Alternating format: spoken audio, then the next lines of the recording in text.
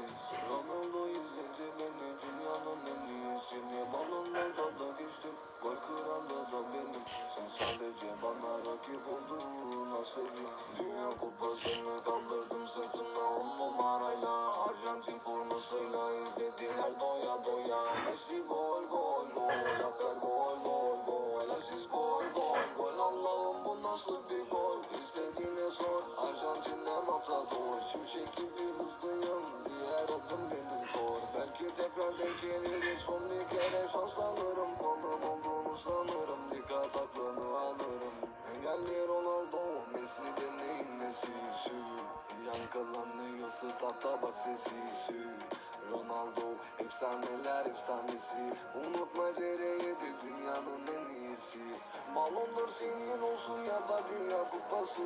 Arjantin'i tanınmayız, Portekiz burası. Cristiano Ronaldo bir dünya markası. Bence kabul et, yalanın yok bir faydası.